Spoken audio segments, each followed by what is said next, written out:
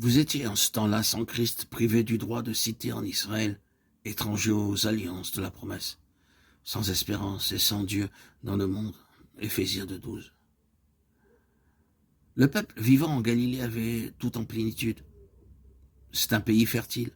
Il était regardé à cette époque comme un pays d'abondance. Il y avait de la bonne eau, des fruits en abondance, des céréales et du poisson. Et pour autant que cela concernait leurs besoins terrestres, il n'y avait aucune pénurie. Malgré cela, tous ces gens souffraient de toutes sortes de maladies. Décapole signifie un groupe de 10 villes. C'était à plus de 100 kilomètres du Jourdain. Ces 10 villes reposent dans une vaste vallée. Elles avaient de magnifiques édifices. C'était une région belle et luxuriante, offrant beaucoup d'activités dans le but d'apporter confort et plaisir au peuple. Malgré tout cela, ces gens étaient malheureux. Et ils vinrent aussi vers le Seigneur Jésus. Jérusalem était le centre de la religion. Le temple se trouvait là. Là se trouvait le souverain sacrificateur et les Lévites servant au temple. Il y avait les prophètes pour donner les messages de Dieu au peuple. Le peuple de Jérusalem pouvait s'enorgueillir du temple, des prophètes et des ancêtres. Mais ils étaient spirituellement aveugles. Notre Seigneur attirait des gens de toutes parts. C'est pourquoi, à l'entendu de la réputation de notre Seigneur, ils vinrent à lui de différents lieux. Quel était leur état? Ils étaient comme la nourriture sans sel.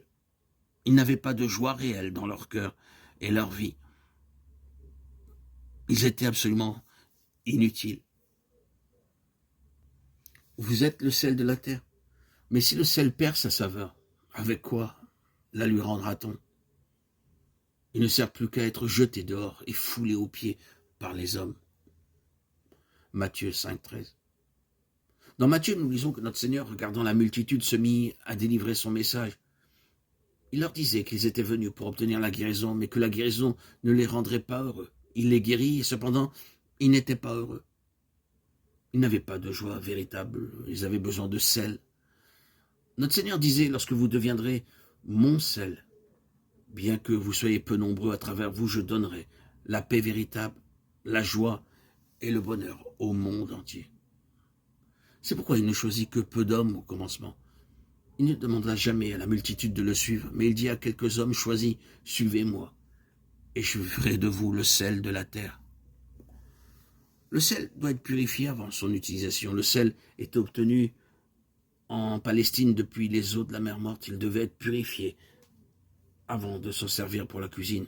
Plusieurs étapes sont mentionnées dans Matthieu 5, 3 à 12. Ceux qui suivent le Seigneur doivent passer par ces étapes.